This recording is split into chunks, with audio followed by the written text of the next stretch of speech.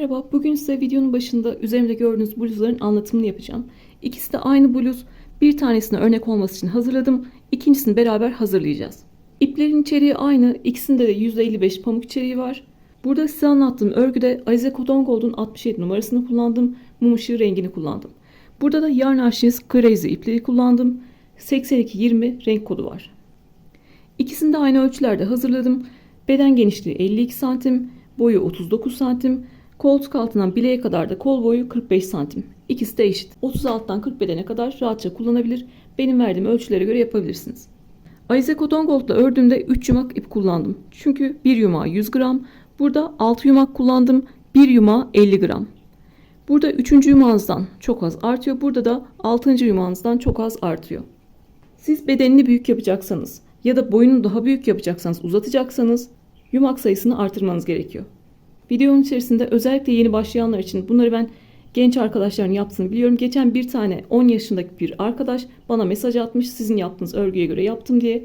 O yüzden bunu da daha çok genç arkadaşların yapacağını düşünerek daha detaylı anlattım.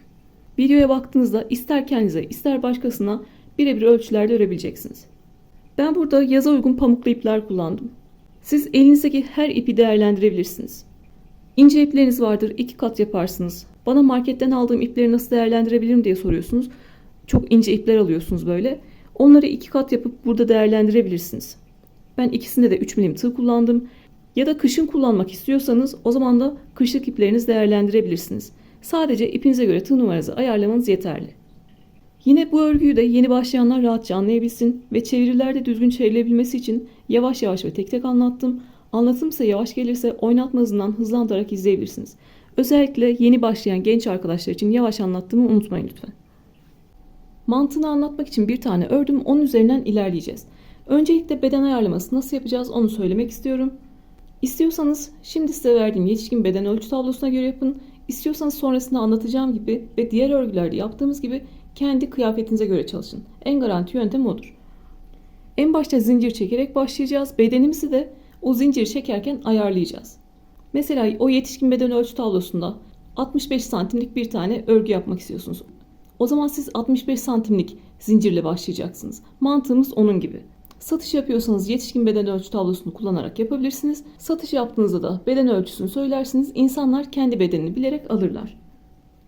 Şimdi biz en garanti yöntem olarak kendimize ya da çocuğumuza nasıl yapabileceğiz?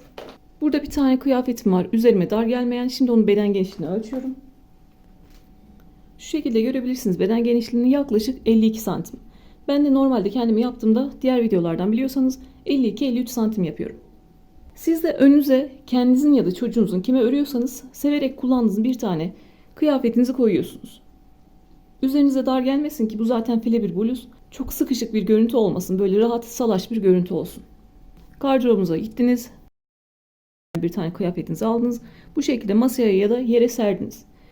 Beden genişliğini ölçüyorsunuz. Bizim bu örgüdeki ilk işimiz beden genişliğini ölçmemiz. Birinci sırada beden genişliğini ayarlayacağız. Sonrasında istediğimiz sıra sayısı kadar artık boyunu büyütebileceğiz. Kendinizinkini ölçtünüz. 60 santim geldi, 70 santim geldi, 50 santim geldi. Kaç bedenseniz artık ona göre ilerleyeceksiniz. Sonrasında çocuğunuza yapmak istiyorsunuz. Genelde anneler kızlarına ya da anneanneler, babaanneler torunlarını örüyorlar. Onlar ne yapacaklar? Yine yanlarındaysa bir tane kıyafetinin ölçüsünü alıyorsunuz.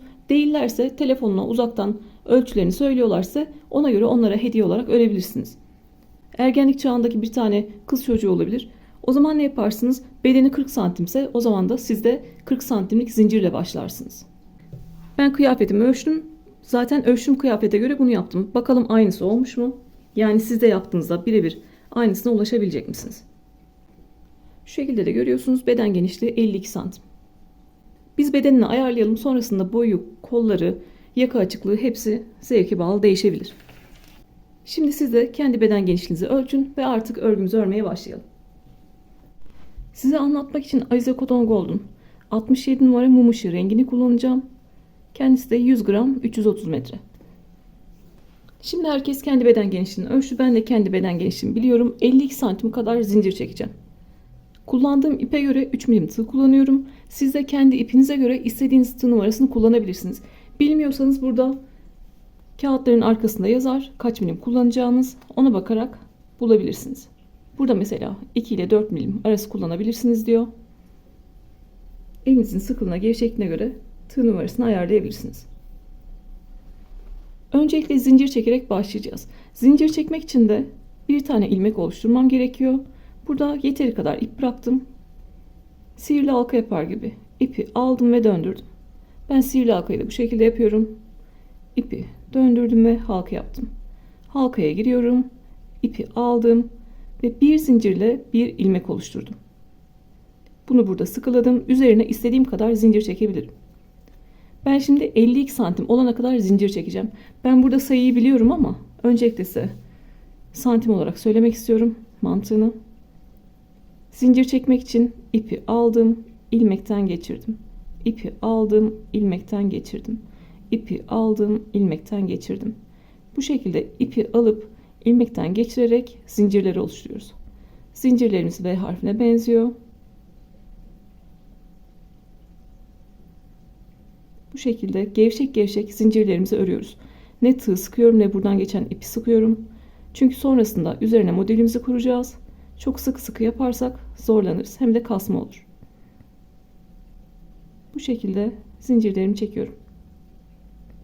Siz elim sıkı, gevşek gevşek yapamam derseniz zincir kısmını bir büyük tığ numarasıyla yapın. Sonrasında modele geçerken kendi tığınıza dönersiniz. Şu an hiçbir sayı saymıyorum. Sadece 52 santim olana kadar örüyorum.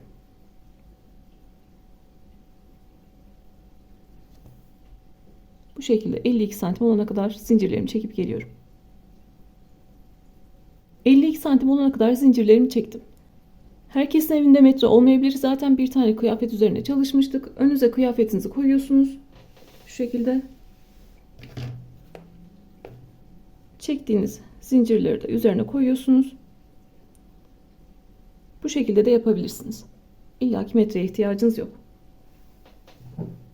Benimle birebir ölçülerde yapacaklar için sayıyı vereceğim, merak etmeyin. Şimdi ben kendi ölçümde 52 santim olana kadar zincirlerimi çektim. Size 60 santim geldi diyelim mesela. 60 santim olana kadar çektiniz. Çocuğunuz için yapıyorsunuz, 30 santim gerekiyordu. 30 santim zincirinizi çektiniz. Burada yapacağımız işlem ne? Beden genişliğimiz kadar zincirimizi çektik. Üzerine fazladan 10 tane kadar zincir çekiyoruz. Artık modeli kurmaya başlıyoruz. Burada benimkiyle aynı yapmak isteyenler 139 tane zincir çekiyorlar. SM beden aralığı rahatlıkla giyebilir. Örgüyü ikili trabzanlarla öreceğiz. O yüzden tığın başına bir kere doluyorum. 2 ilmeği birlikte tuttum. 1, 2, 3 tane zincir atlayıp dördüncüden örmeye başlıyorum. 1, 2, 3 tane zincir atlıyorum. Zincirlerimiz V harfine benziyor. 1, 2, 3 tane atladım. Dördüncüye girdim. İpi aldım. Tığın üzerinde 3 ilmek var. İkisini birlikte alarak ikili trabzan yapıyorum.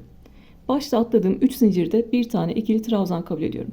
Zaten örgümüz yan yana 2 tane ikili trabzan, aşağıdan 3 tane zincir atlıyorum. Yine dördüncüden örmeye başlıyorum. Yan yana 2 tane ikili trabzan. Zincir ve ikili trabzanları bilmeyenler için, yeni başlayanlar için başını yavaş anlatacağım. Sonrasında hızlı hızlı ilerleyeceğiz. Zincirle beraber 2 tane ikili trabzan olmuş oldu. Araya 3 zincir çekiyorum. 1, 2, 3 zincir çektim. İkili trabzan yapacağım için tığın başına bir kere doladım. Aşağıdan 1, 2, 3 zincir atlıyorum. Dördüncüye giriyorum. İpi aldım. Tığın üzerinde 3 ilmek var. İkisini birlikte örerek ikili trabzan yaptım. Tekrar tığın başına doladım. Bir sonraki zincire giriyorum. Tığın üzerinde 3 ilmek var. İkisini birlikte alarak ikili trabzan yapıyorum. Arada 3 zincir çekiyorum. 1, 2, 3 zincir çekiyorum. Tığın başına doladım. Aşağıdan 3 tane zincir atla. 1, 2, 3. Dördüncüye gir ve ikili trabzan yap. İkisini birlikte. Tığın başına doluyorum. Bir sonraki zincire bir tane daha ikili trabzan yapıyorum. Modelimiz baştan sona bundan ibaret. Yan yana 2 tane ikili trabzan, arada 3 zincir, yan yana 2 tane ikili trabzan. 2 tane ikili trabzanı yaptık. Arada 3 zincir çekiyorum. 3 zincir çektiğim için aşağıdan da 3 tane zinciri atlıyorum. Tığın başına doladım. 1, 2, 3 zincir atladım. Dördüncüsüne ikili trabzan yapıyorum. Tığın başına doladım. Bir sonrakine bir tane daha ikili trabzan yapıyorum. Yan yana 2 tane ikili trabzan yaptıktan sonra arada 3 zincir çekiyorum. Tığın başına doladım. 1, 2, 3 zincir atladım. Dördüncüsüne ve beşincisine ikili trabzan yapıyorum. Yan yana 2 tane trabzan yapmış oldum. Modelimiz bu şekilde ilerliyor. Biraz örerek göstermek istiyorum. Sonra sıra sonuna kadar devam edeceğiz. Birinci sırada artık beden genişliğimizi oturtmuş olacağız. Varsa kalan zincirlerimizi sökeceğiz.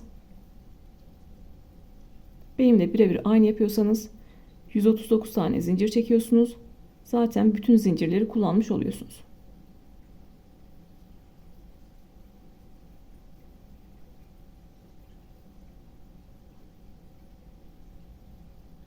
Modelimiz çok kolay. Sadece beden genişliğinizi bilseniz yeterli.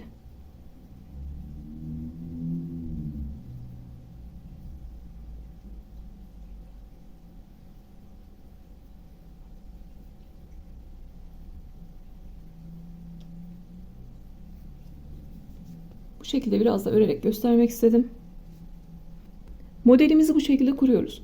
Başlarken 2 tane ikili trabzanla başladık. Biterken de 2 tane ikili trabzanla biteceğiz.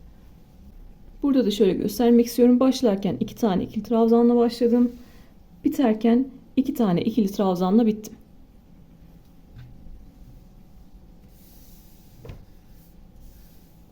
Biz bu grupları nereye kadar öreceğiz? Ben 52 santime ulaşana kadar öreceğim. Siz de beden genişliğiniz 60 santim ölçtüyseniz 60 santim olana kadar örüyorsunuz. Sonrasında zaten zincir bırakmıştık fazladan. O zincirleri sökebiliriz. Örmeye devam ediyoruz. Metresi olanlar kendi beden genişliğine gelene kadar kaç santim geldiyse oraya kadar örüyorlar. En son orada bırakıyorlar. Kalan zincirleri sökeceğiz. Metreniz yoksa önünüze bluzunuzu alıyorsunuz. Örgünüzü alıyorsunuz. Ördünüz baktınız üzerine koydunuz. Buraya kadar geldiniz mesela.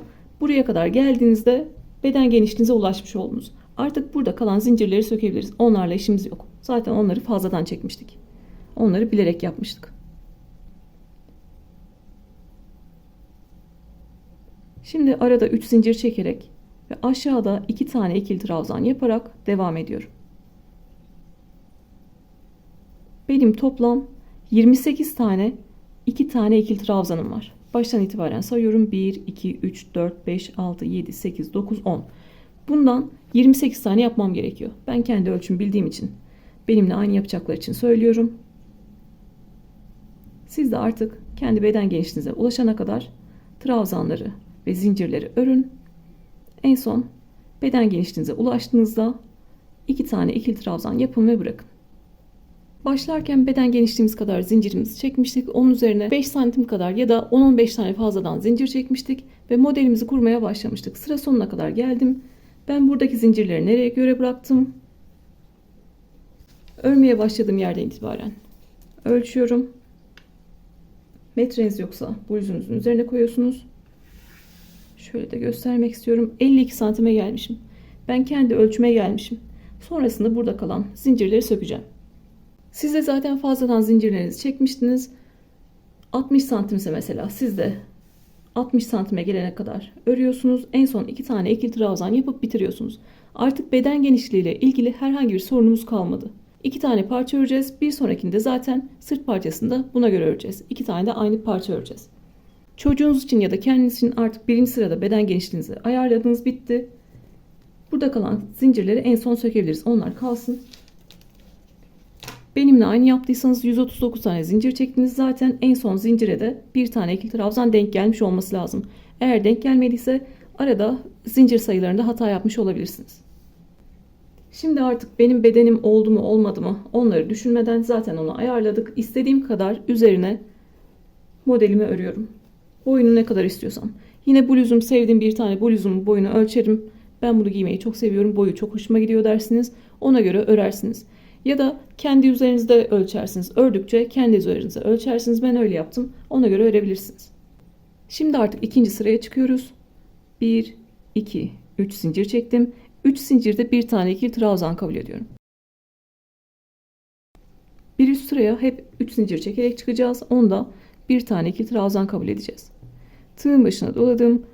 Bir sonraki ikili trabzanın tepesine ikili trabzan yapıyorum. Yine 2 tane ikili trabzanla başlamış oldum. Arada 3 zincir çekiyorum. Tığın başına doladım. Buradaki ilk trabzanın tepesine bir tane ikili trabzan yapıyorum.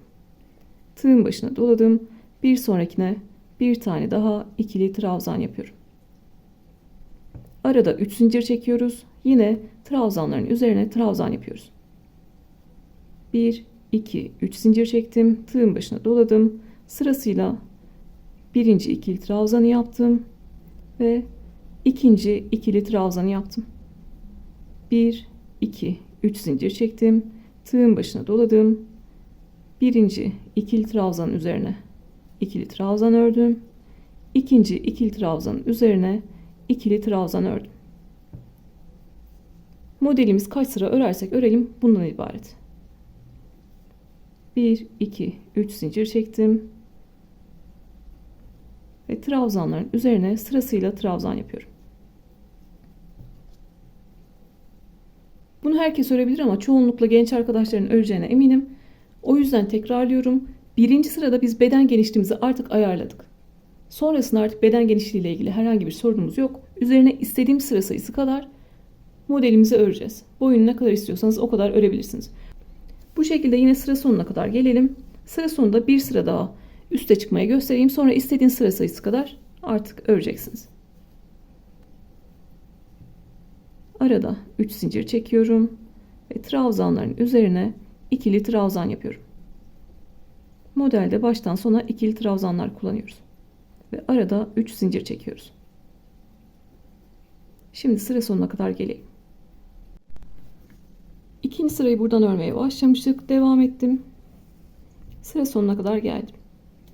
Sıra sonunda son trabzanları beraber yapalım. 1, 2, 3 zincir çekiyorum. Tığın başına doladım. Birinci trabzan üzerine bir tane ikili trabzan yaptım. Burada da en başta 3 tane zincir atlamıştık ve onu da bir tane ikili trabzan kabul etmiştik. Tığın başına doluyorum. 3. zincirin içine giriyorum ve bir tane ikili trabzan yapıyorum. Bu şekilde yine ikinci sıramı tamamlamış oldum. Birinci sırada 28 tane ikili trabzan gruplarım vardı. Bir üst sırada da 28 tane var. Bu hep aynı şekilde devam edecek. Şimdi 3. sıraya çıkalım. 1, 2, 3 zincir çekiyorum. Örgümü döndürdüm. Tığın başına doladım. Aşağıdaki ikinci trabzanın üzerine bir tane ikili trabzan yapıyorum. 2 tane ikili trabzanla başladım. 1, 2, 3 zincir çekiyorum. Tığın başına doladım. Aşağıdaki 2 tane ikili trabzanın üzerine sırasıyla trabzan yapıyorum. 1, 2, 3 zincir çektim. Tığın başına doladım. Aşağıdaki birinci ikili trabzanın tepesine bir tane ikili trabzan yaptım. Ve ikinci ikili trabzanın tepesine ikili trabzan yaptım. Örgümüz baştan sona bu şekilde ilerliyor. Gördüğünüz gibi örümde herhangi değişen bir şey yok. Ben 40 sıra kadar ördüm. Ben 40 sıra ördüm. Boyunu da uzun yapmak istemedim. Dediğim gibi daha çok genç arkadaşların yapacağını düşünüyorum. Siz bunu daha da uzun yaparak elbise haline de getirebilirsiniz. İstediğiniz şekilde kullanabilirsiniz. Boyu sizin zevkinize kalmış. 40 sıra ördüğüm haliyle size boyunu da söylemek istiyorum.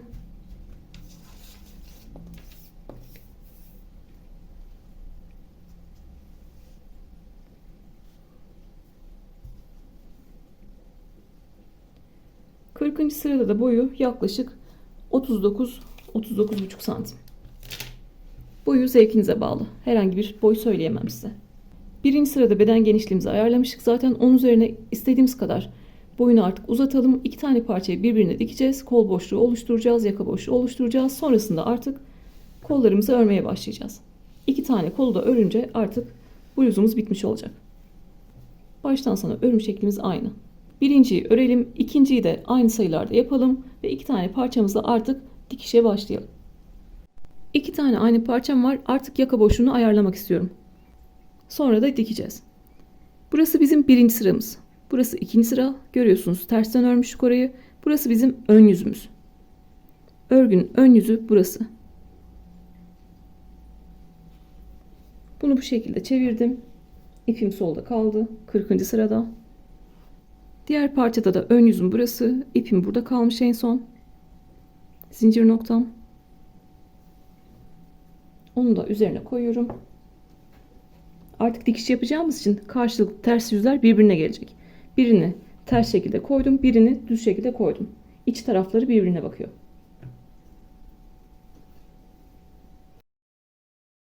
Zaten aynı sıra sayısında ördüğümüz için doğru koyduysak birinin ipinin bu tarafta olması lazım, birinin ipinin bu tarafta olması lazım. Şimdi öncelikle yaka boşluğunu ayarlayalım. Ben burada nasıl yaptım? Yaka boşluğunu omzu düşük şekilde de kullanabilirsiniz. Daha kapalı da kullanabilirsiniz. O da sizin zevkinize bağlı. Ben 32 santimlik yaka boşluğu bıraktım. Karşılıklı 6 tane ikili trabzan grubunu diktim. Bu tarafta da diğer tarafta da. Arada 32 santimlik boşluk kaldı. O da gayet yeterli oldu. Şimdi siz kendinize göre nasıl yapacaksınız? Öncelikle denemeden yapmıyoruz. İşaretleyiciniz varsa işaretleyici kullanıyorsunuz. Yoksa iplerinizi küçük küçük kesin. Onlarla bağlama yapacağız. Kendi üzerimizde deneyeceğimiz için öncelikle şu köşeleri sabitliyoruz. Karşılıklı 2 tane köşeyi sabitledim. Bu tarafta da aynı işlemi yapıyorum.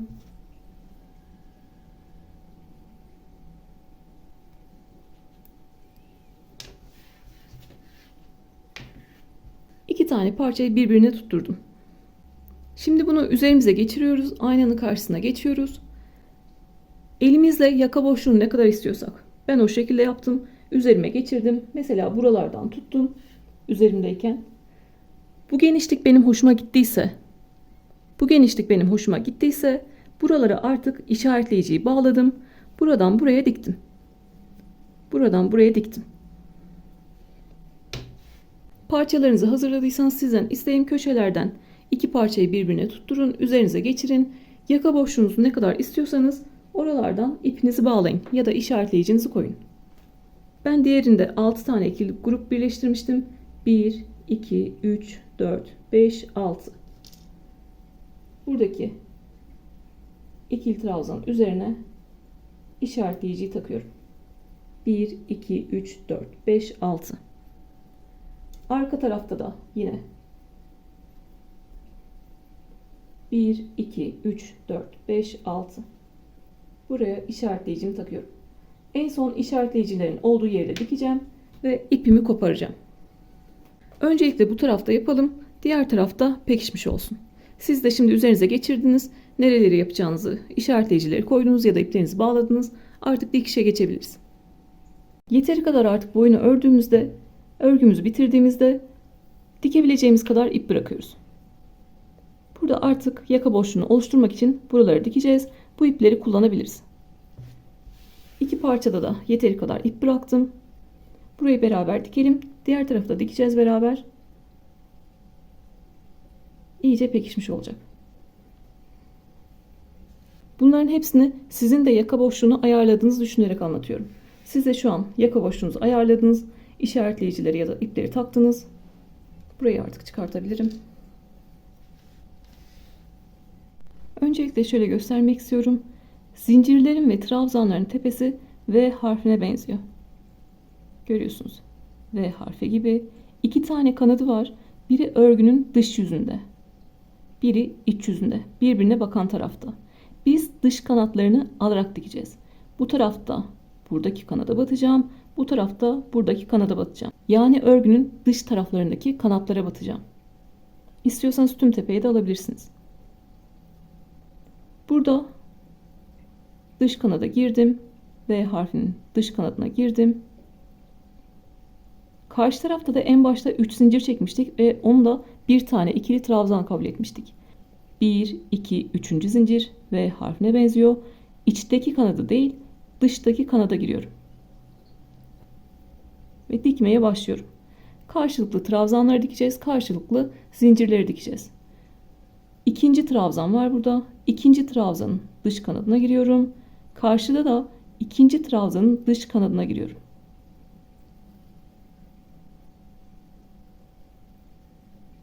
Sonra karşılıklı 3 tane zincir var.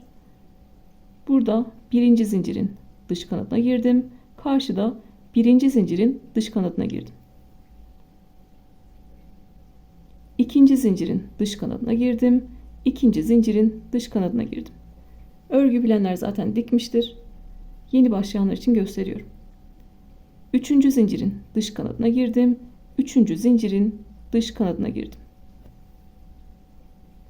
Tüm sayılarımız eşit şekilde ilerlemeyi unutmuyoruz. Sonra trabzanlara geçiyoruz. Birinci trabzan V harf şeklinde görünüyor yine. İçteki kanadını değil, dıştaki kanadını kullanıyorum. Dıştaki kanada girdim. Karşıda da dıştaki kanada girdim ve dikiyorum.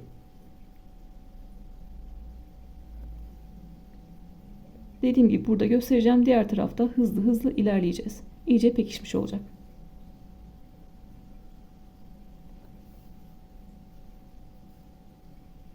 Çok fazla sıkı sıkı yapmadan, kasma yapmadan dikiyorum. Sonrasında nasıl göründüğünü de size söyleyeceğim. Dış kanatlara batarak karşılıklı zincirlerin tepelerini ve trabzanların tepelerini birleştirmiş oluyoruz. Normalde ben biliyorsunuz tığla birleştiririm.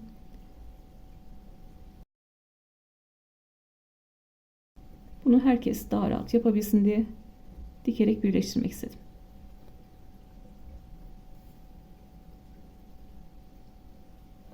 Sıra sonuna kadar doğru şekilde ilerlediysem son trabzanların dış kanadı da denk gelecektir.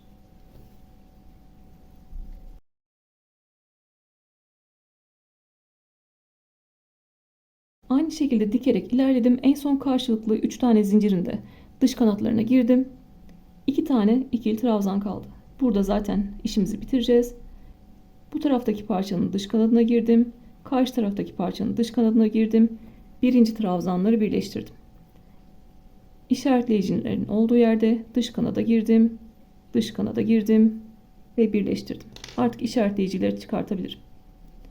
Bu noktada yine ipinizi kesmeyin. İpiniz burada dursun. Diğer tarafı da aynı şekilde yapın. Üzerinize geçirin.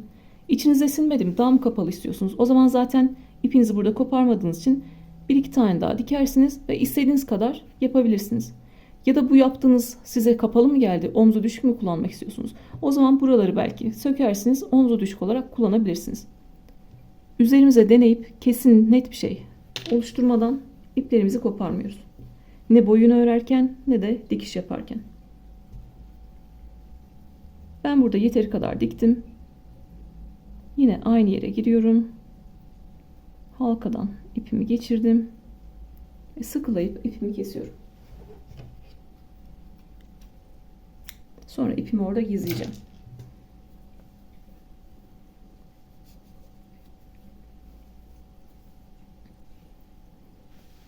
Dikişimiz de bu şekilde görünüyor.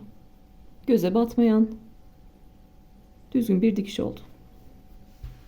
Tüm tepeleri de alabilirsiniz. İç kanatları aldığınızda belli oluyor. O yüzden iç kanatları almadım. Şimdi diğer tarafı da yapacağız. Nasıl bir tane parçayı örüp diğerini de aynı şekilde yapmıştık. Aynı sayıda yapmıştık. Burası için de aynısı geçerli. Ben burada 6 tane trabzan olana kadar, trabzan grubu olana kadar birleştirdim. Bu tarafta da aynısını yapmak zorundayım. 1, 2, 3, 4, 5, 6.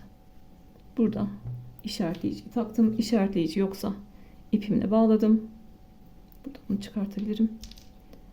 Diğer tarafta da 1, 2, 3, 4, 5, 6 tane ikili grubu geçtim ve bağladım. İşaretleyiciyi taktım. Yine burada yeteri kadar ip bırakmışım sıra sonunda. İğnemi geçiriyorum ve dikmeye başlıyorum. Diğer tarafta anlatmıştım. Başını göstereceğim. Sonra devam edeceğiz.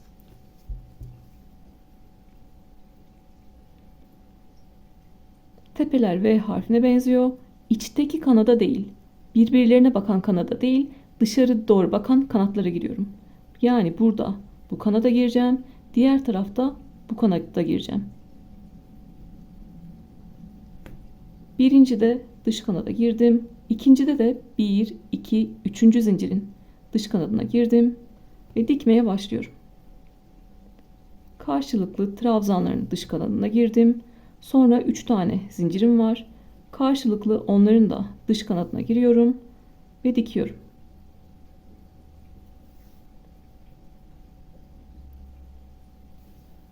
Bu şekilde sıra sonuna kadar dikelim. Artık kol boşluğumuzu oluşturacağız. Onu da nasıl yapacağız, ölçüsünü nasıl ayarlayacağız onu size söyleyeceğim. Yine sıra sonuna kadar gelelim. İstediğiniz kadar yapın. Sonrasında artık ipinizi koparın. Dikişimizi yaptık. Buradaki yaka boşluğumuzu oluşturduk. Şimdi sıra kol boşluğunu oluşturmaya geldi. Altıgen hırkalarda ya da motifli yeleklerde, hırkalarda anlattığım gibi yetişkinler için kol boşluğunun en az 21 santim olması gerekiyor. Buradan itibaren ölçüyorsunuz. En az 21 santimlik kol boşluğu bırakmanız gerekiyor. Ama yine bu bizim bedenimize göre kişiden kişiye değişecektir. Önünüzde zaten kıyafetiniz vardı. Kol boşluğunu ölçüyorsunuz. Sizinki belki 22 santimdir, belki 23 santimdir. Belki daha küçük beden kullanıyorsunuzdur ya da çocuklarınıza göre yapıyorsunuzdur. Sizin kol boşluğunuz da ona göredir. Yukarıdan kolun bitimine kadar ölçüyorsunuz. Kol boşluğunuzu en az o kadar yapın. Benim yine size tavsiyem 21 santim mi çıktı? 1 santim fazladan boşluk bırakın. O şekilde örelim. Belki eliniz sıkıdır. Burada kolu örmeye başladığımızda siz dar yaparsınız. O 1 santim de orayı kurtarabilir. Tekrar ediyorum. Önünüze kıyafetinizi aldınız. Kıyafetiniz yoksa en az 21 santim yapıyorsunuz. Çocuğunuza göre mi yapıyorsunuz? Çocuğunuz gibi mesela 14 santim diyelim. O zaman buradan 14 santime gelen yere işaretleyiciyi takıyorum ya da ipimi takıyorum. Burada kaç sıra olmuş? 1, 2, 3, 4, 5, 6, 7, 8, 9, 10, 11, 12, 13, 14. 14 sıra kadar ayırmışım. Arka tarafta da 14 sıra kadar ayırıyorum. 1, 2, 3, 4, 5, 6, 7, 8, 9, 10, 11, 12, 13, 14. Buraya da işaretleyiciyi taktım. İki parça da eşit yani. Çocuğunuz için yapıyorsanız ne yapacaksınız? İşaretleyicileri taktınız. Buradan aşağıya kadar dikiyorsunuz. Artık kol boşluğumuz oluşmuş oluyor. Çocuğunuz için kol boşluğunuz oluşmuş oluyor. Ben kendiminkinde yine 22 santim yaptım. Şu şekilde koydum. 22 santim. 22 santim gelen yere işaretleyicimi taktım.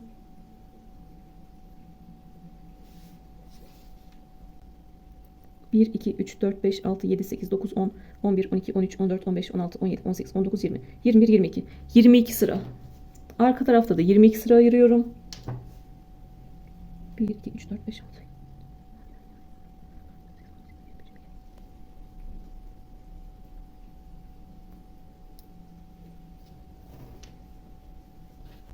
Sonrasında istiyorsanız etek ucundan yukarı doğru, istiyorsanız da işaretleyicileri taktığımız yerden aşağıya doğru dikiyoruz. Burada yine size tavsiyem işaretleyicilerle ya da iplerle bağlayın. Zaten yakamızı oluşturmuştuk. İki tarafta da aynı işlemi yapın. Üzerinize geçirin. Kolunuzda kasma olmuyorsa artık kolu örmeye başlayabiliriz. Yine burada da denemeden devam etmiyoruz. Çocuğunuzun üzerine de aynı şekilde. Ben bu tarafta 22 sıra ayırdım. Bu tarafta da 22 sıra ayıracağım.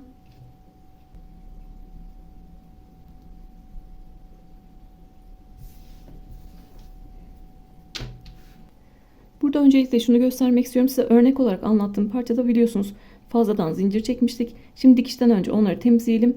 En başta zincir çekmeye başlarken bir zincirle bir ilmek oluşturmuştuk. İlmek oluşturduğum yeri açıyorum.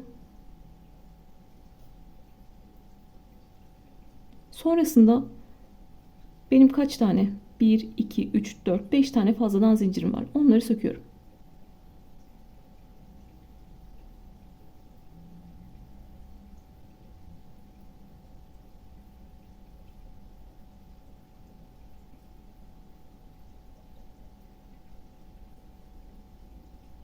Sırasıyla.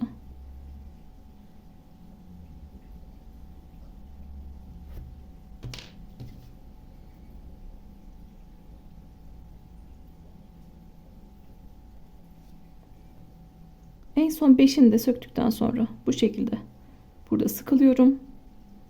Artık fazladan zincirim kalmadı. Siz de zincirlerinizi söktünüz. Benim kendi ördüğüm parçada da 140 tane zincir çekmiştim. Fazladan bir tane olsun diye. Yine ilmeği gevşetiyorum.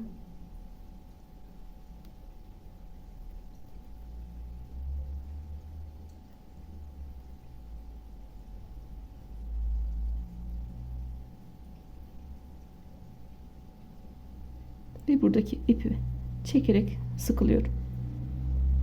Bir tane zinciri de bu şekilde temizlemiş oldum. İki tarafta da aynı dikiş işlemini yapacağımız için ben bu tarafta diktim. Görüntüsünü size göstermek istiyorum. Siz istiyorsanız tığla da birleştirebilirsiniz. Kol boşluğunuzu oluşturduğunuz işaretleyicilerinizi taktınız. Ben yukarıda 22 sıra ayırmıştım. Aşağıda da iki tarafta da 18 tane sıra var. Karşılıklı 18 tane sırayı birleştireceğim. Sizin örgünüz daha uzunsa daha uzun birleştireceksiniz. Buradaki görünümün buradan farklı olmasının sebebi bizim buradaki birleştirme yerlerimizde zeminimiz düzgündü. Hepsi V harf şeklinde görünüyordu. Ama burada bir üst sıraya hep 3 zincirle çıktık. En son ikili trabzanlar yaptık. O yüzden görüntümüz bu şekilde. Siz kendi elinizdekinde daha rahat görüyorsunuzdur. İğne ile birleştirmeyeceğim diyenler en baştan onu da söyleyeyim.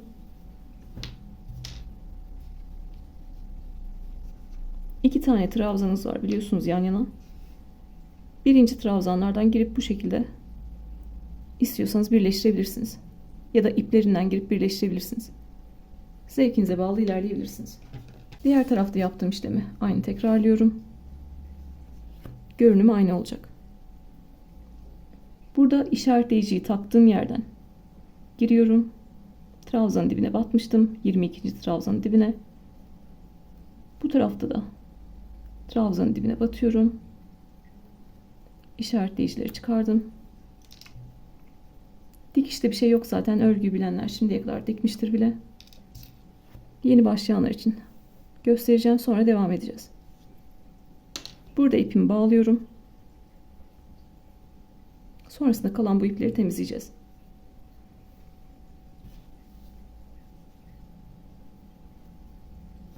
Şu şekilde daha rahat gösterebilirim. Burası kol boşluğum. Her ne kadar eşit gibi görünmese de aynı şekilde ördüğümüz için, mesela karşılıklı trabzanlarımız eşit zaten. Burada tek bir ip görünüyor. Karşıda tek bir ip görünüyor. Onlara girip dikeceğim. Burada yine iki tane ip görünüyor. Yine V harfi gibi. Burada dış kanada gireceğim. Karşıda dış kanada gireceğim. Bu şekilde birleştireceğim. Görüyorsunuz. Birer tane ip var. Karşılıklı girip birleştireceğim. Karşılıklı aynı iplere girip dikiyorum.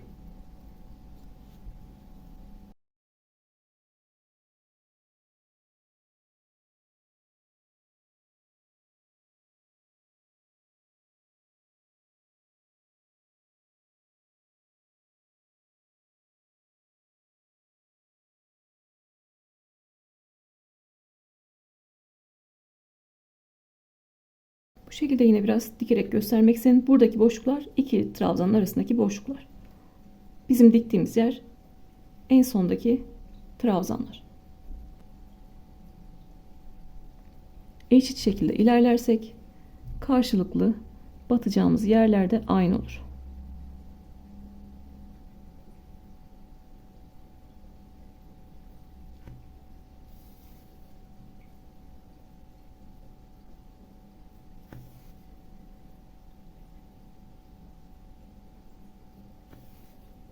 Aynı şekilde tabana kadar dikiyoruz. Buradaki ipi birbirine bağlıyorum.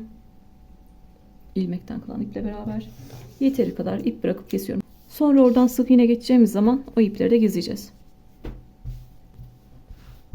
Şu an kolsuz şekilde bluzumuz hazır. Artık kollara geçebiliriz. Bu taraftan dikişimi yapmıştım. Burayı da size aynı şekilde gösterdim. Dikişlerimiz bu şekilde görünüyor. Şimdi artık kollara geçiyoruz. Burası benim örgümün arkası olsun. Bir zincirle bir ilmek oluşturalım. Ve aynı işlemi yapacağız. 2 tane ikili trabzan yapacağız. Araya 3 zincir çekeceğiz. Örgümüz aynı şekilde ilerleyecek. Bir zincirle bir ilmek oluşturdum. İkili trabzan öreceğim için tığın başına bir kere doladım. Burayı örgünün arkası kabul etmiştim. Burada en son dikiş yaptığımız yerden önceki trabzanlar var. 2 trabzanın arasına giriyorum. İpi aldım. Tığın üzerinde üç ilmek var. İkisini birlikte örerek ikili trabzan yapıyorum. Aynı yere girdim. Bir tane daha ikili trabzan yapıyorum. Arada 1, 2, 3 zincir çektim. Burada yine bir sonraki trabzanın boşluğuna 2 tane ikili trabzan yapıyorum. Koltuk altını bu şekilde 3 tane zincirle geçmiş olduk. Arada 3 zincir çekiyorum. Burada yapacağımız işlem bir tane trabzan sırası atlıyoruz. İkincisine 2 tane ikili trabzan yapıyoruz. Diğer örgüde de aynı şekilde ilerlemiştim. 1, 2, 3 zincir çekiyorum.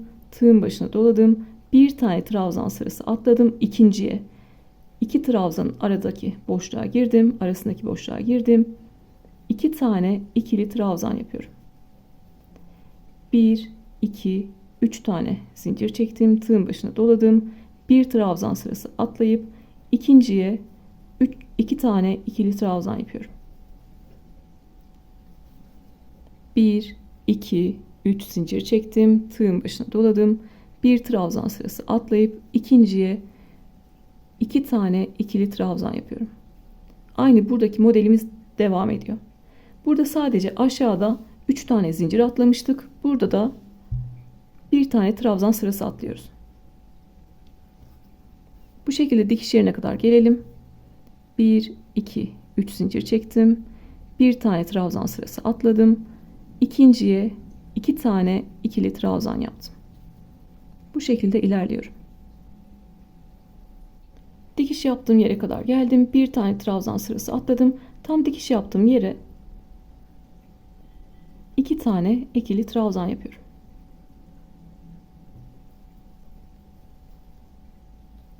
Bir, 2, 3 zincir çektim. Tığın başına doladım. Bir trabzan sırası atladım. İkinciye 2 tane ikili trabzan yaptım. Bu şekilde trabzanlarımız dikişin üzerine denk geldi. Kolun arkasına başladığımız yer fark etmediği için ben 1-2 trabzan öncesine başlamıştım. Burada da dikiş yerini 3 tane zincirle geçtim. Yani sizde de değişebilir. Belki boyunu fazla yapmışsınızdır. Sıra sayımız da değişiktir. İlla ki dikişin üstüne denk gelecek diye bir şey yok. Bunu da özellikle göstermek istedim. Burada dikişin üzerine denk geldi. Burada dikişi 3 tane zincirle geçmiş olduk. Bir sonraki trabzandan devam ettim. Sıra sayılarımız değişeceği için onlar da değişebilir. Denk gelmemesi önemli değil yani. Bir trabzan sırası atla, ikinciye trabzanların arasındaki boşluğa 2 tane ikili trabzan yap.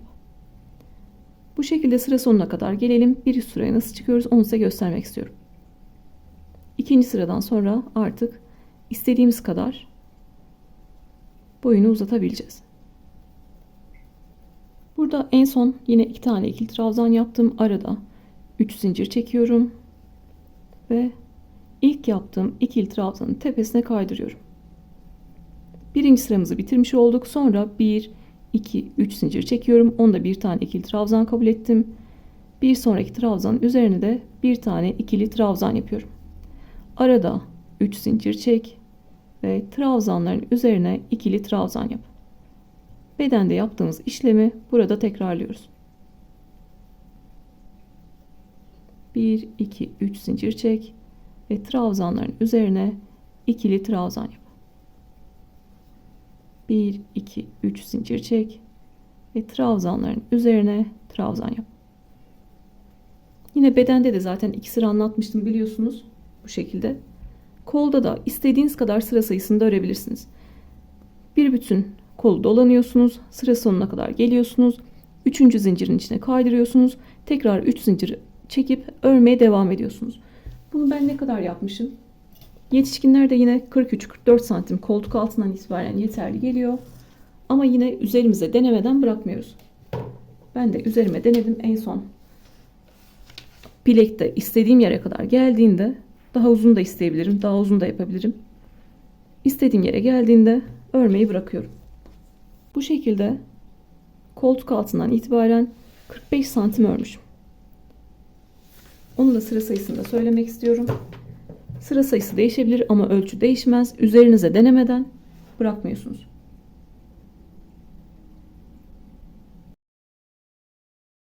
Yine 45 santime ulaşabilmek için de 45 sıra örmüşüm. Bu bende yeterli gelmiş. Siz de aynı ipi, aynı tığı kullansak bile sıra sayısı değişebilir. Lütfen üzerinize ölçmeden bırakmayın. Çocuğunuzun da üzerine ölçmeden kolun uzunluğunu bırakmıyorsunuz. Ben burada uzun kol çalıştım. Yarım kolda yapabilirsiniz, kısa kolda yapabilirsiniz. Nasıl istiyorsanız o şekilde yapabilirsiniz. Örmeye buradan başlamıştık. 3 zincirlerimiz. Burada her bir üst sıraya 3 zincir çekerek çıkıyoruz.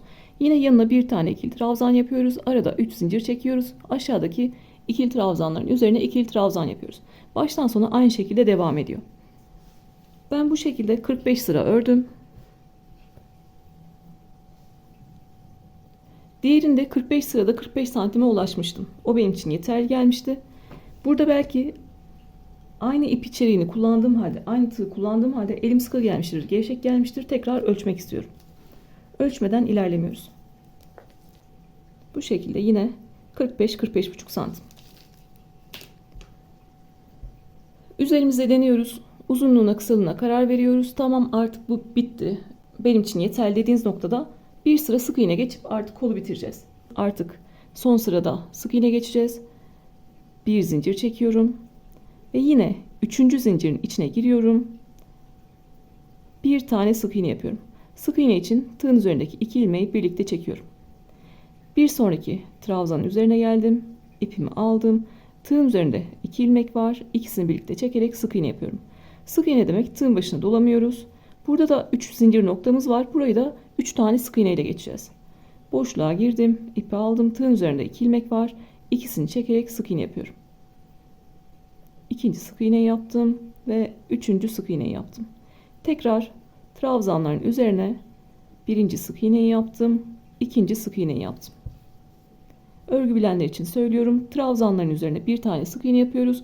Boşluklara 3 tane sık iğne yapıyoruz. Boşluğa geldim. 1, 2, 3 tane sık iğne yaptım. 2 tane trabzan var. Birincisine sık iğne yaptım. İkincisine sık iğne yaptım. Bu şekilde ilerliyoruz. Hem kol ağzını toparlamış olacağız. Hem de biraz sonra göstereceğim, düzgün bir görüntü olacak. Güzel bir görüntü olacak. Boşluğa 3 tane sık iğne. Trabzanların üzerine birer tane sık iğne. Bu şekilde sıra sonuna kadar gelelim. Ve düzgün bir bitişle buradaki kolumuzu bitirelim. Sıra sonuna kadar boşluklara 3 tane sık iğne yaptım ve trabzanların üzerine sık iğne yaptım. Sıra sonuna kadar geldim. En son 3. sık iğneyi de yapınca boşluğa yeteri kadar ip bırakıyorum ve kesiyorum. Düzgün bir bitiş yapacağız. Örgüleriniz sık iğneyle de trabzanla da bitebilir. Sıra sonunda ipimi kestim. İlk yaptığım sık iğnenin tepesine arkadan giriyorum. Tepesi V harf şeklinde görünüyor. 2 tane kanadı var. Biri dış yüzünde, biri iç yüzünde, arka yüzünde. İlk yaptığım sık iğnenin tepesine arkadan giriyorum. Tüm V harfini aldım. İpi aldım ve arkaya çekiyorum. Burada da son yaptığım sık iğne var. 3. sık iğne var. Onun da sadece arka kanadına giriyorum. İpi yine aldım ve arkaya çektim. Gördüğünüz gibi bir tane daha V harfi oluşturmuş olduk. Sık iğne tepesi oluşturmuş olduk. Tüm görünümümüz eşitlendi. Bunu tüm örgülerinizde yapabilirsiniz. İpimi arkada gizleyeceğim artık. Burada çok fazla çekiştirmiyorum ki oluşturduğum sık iğne tepesi daralmasın. İpimi aldım. Bir zincirle buraya sabitliyorum. Sonrasında yıkadığımda giydiğimde sökülmesin. Bir zincirle sabitledikten sonra artık ipimi istediğim yerden geçirerek gizleyebilirim. Tüm örgülerde, motiflerde düzgün bitiş yapıyoruz.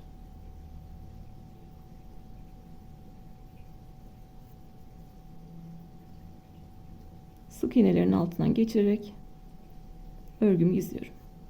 İpimi gizliyorum.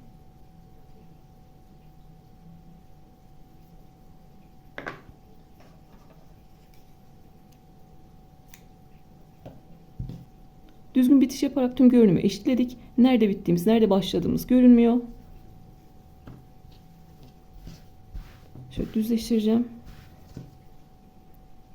Kolumuzun ağız kısmında bu şekilde görünüyor. 3 tane sık iğne yaparak buraya dalgalı bir görüntü verdik. Normalde biz marullanma istemeyiz örgülerde ama burada biraz marullansın, böyle dalgalı bir görüntü olsun diye ben 3 tane yaptım. Şimdi diğer kolu tamamladık.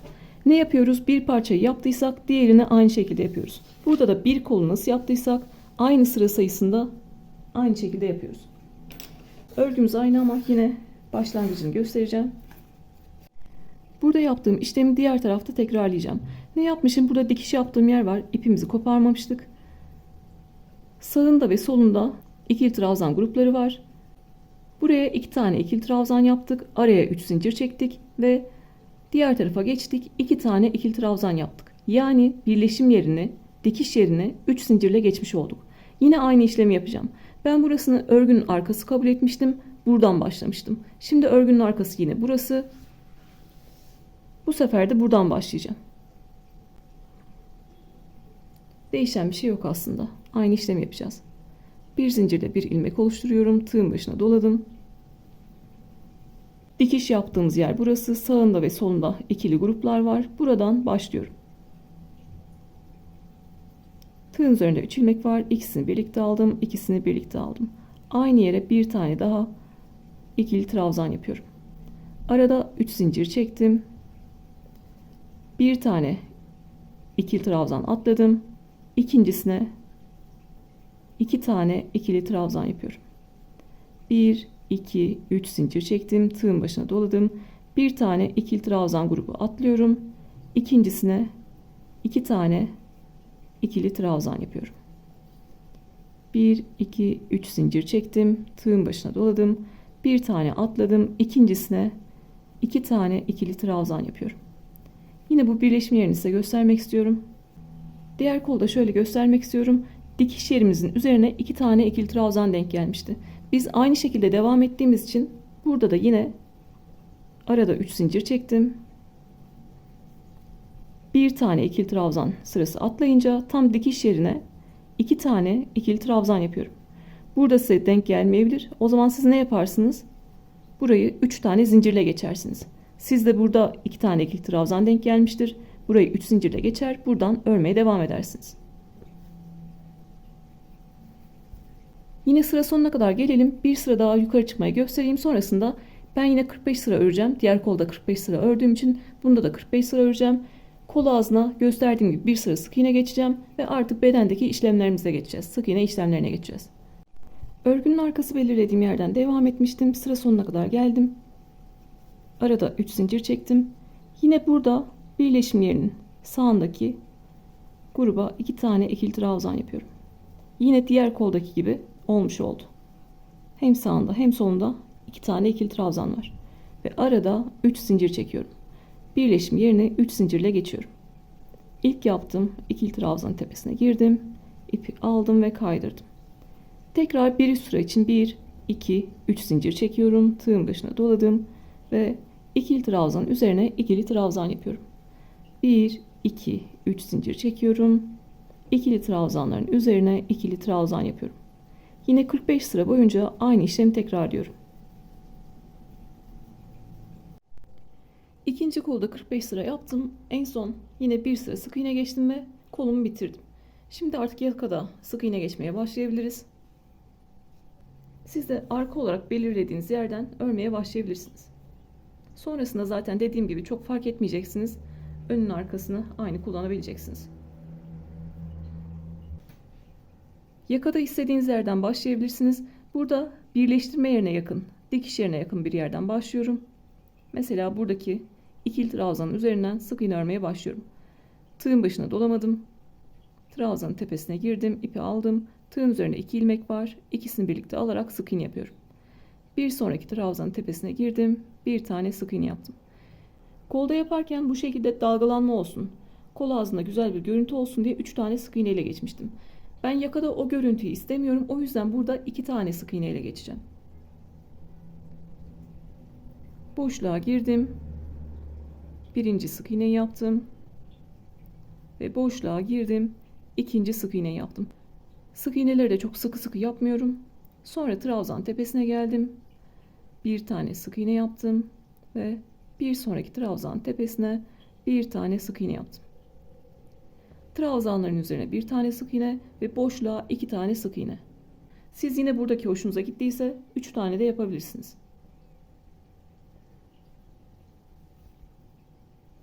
Yine boşluğa 2 tane sık iğne yapıyorum.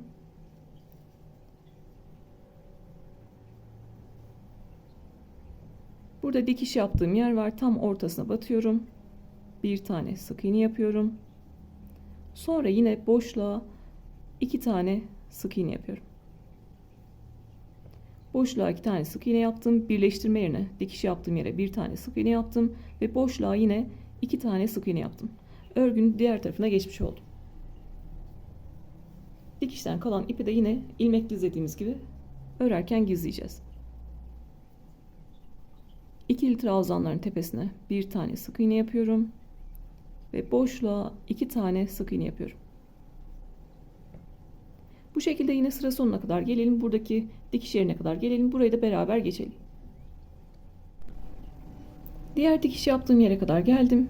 Boşluğa 2 tane sık iğne yaptım. Burada en son dikiş yaptığım yere giriyorum. Bir tane sık iğne yapıyorum. Ve yine boşluktan örmeye devam ediyorum. Boşluğa 2 tane sık iğne yapıyorum. Yine trabzan üzerine bir tane sık iğne ve boşluğa 2 tane sık iğne yapıyorum. Bir bütün yakayı bu şekilde dolanıyorum. En son size görüntüsünü göstereceğim. Nasıl hoşunuza gidiyorsa o şekilde yapabilirsiniz.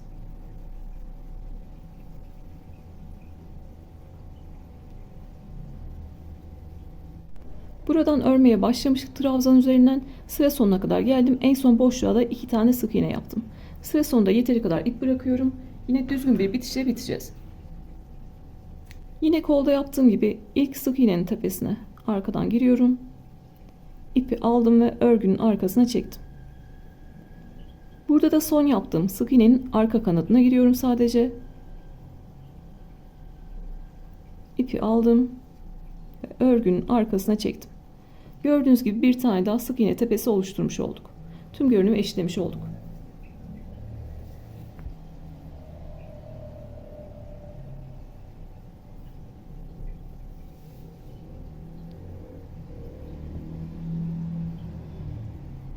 Öncelikle bir zincir çekerek buraya sabitliyorum. Sonrasında artık istediğim yerden geçerek gizleyebilirim. Yine sık iğnelerin altından ipimi gizleyebilirim. Zincirle sabitlemeyi unutmuyoruz.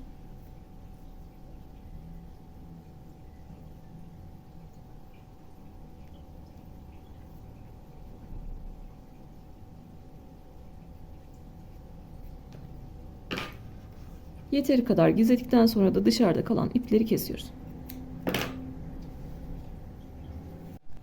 Yakadaki sık iğne geçme işlemini bitirmiş olduk. Bu şekilde yakayı da toparlamış olduk. Biliyorsunuz örgülerde bu şekilde toparlamalar yapıyoruz. Yakamız bu şekilde görünüyor. 2 tane sık iğne ile yaptık. Kolumuzdaki sık iğnemiz de böyle görünüyor. Bilerek marullandırdık, dalgalandırdık. Şimdi aynı işlemi, yakada yaptığım işlemi burada da tekrarlayacağım. Ve artık örgümüzü bitireceğiz. Kalan iplerimizi saklayacağız. Örgümüzü bitireceğiz. Hem mankenin üzerinde hem kendi üzerimde göstereceğim size. Buradaki ikili trabzanın üzerinden sık iğne örmeye başlıyorum. İlmeği de arada gizliyorum. Trabzanların üzerine bir tane sık iğne, 2 zincirlik boşluklara 2 tane sık iğne. Yine marullanma görüntüsü vermek istiyorsanız koldaki gibi 3 tane ile geçebilirsiniz. Dikiş yerinde sık iğne ile geçiyorum.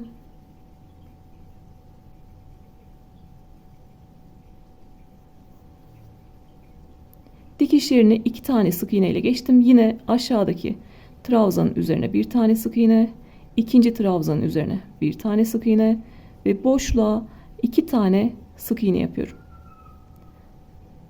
Değişen bir şey yok. Trabzanların üzerine sık iğne, boşluğa 2 tane sık iğne. Bu şekilde birleşim yerine geçmiş olduk.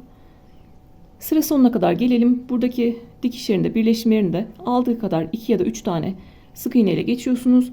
Orada kalan ipleri de yine sık iğnenin altında gizleyebilirsiniz. Sıra sonuna kadar gelelim. Yine burada düzgün bir bitiş yapalım. örgümüzü bitirelim. Bir bütün etek ucunu dolandım. Sıra sonuna kadar geldim. En son ipimi yeteri kadar bırakıp kestim. İlk yaptığım sık iğnenin tepesine arkadan giriyorum. Burada da son yaptığım sık iğnenin arka kanadına giriyorum. İpi alıp arkaya çekiyorum. Yine arkada bir zincir çekeceğim. Oraya sabitleyeceğim. Sonrasında yine sık iğnelerin altında yürüterek ipimi gizleyeceğim.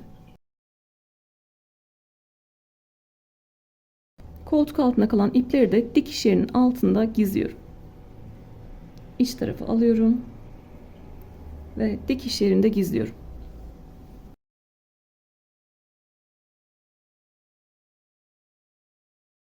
Burada da yine kolu örmeye başlarken yaptığımız ilmek var.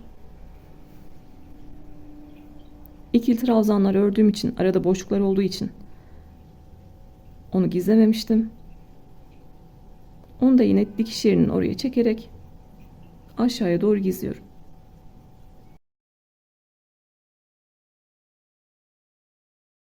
Tüm ipleri temizledim. Bu şekilde örgüyü alıyorum. Tartımı açtım. Gramı ayarladım. Bu şekilde temiz bir kap koyuyorum. Daha doğru ölçebilmek için. Onun da darasını alıyorum. Şimdi artık örgümüzü tartabiliriz. 281 gram.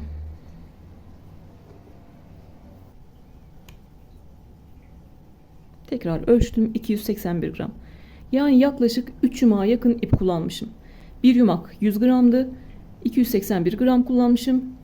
3. yumağımdan 20 gram kadar artmış. Siz yarn arçinslerle yapıyorsanız onlar 50 gram. Siz 6 yumak almanız gerekiyor. Ben zaten buradaki ipimde 6 yumak kullandım. Yarn arçins kullanmıştım. Buradakinde 6 yumak kullandım. Bunu da gramına bakalım. Burada 281 gram kullanmışız. Yarn arçinse ne kadar kullanmışım?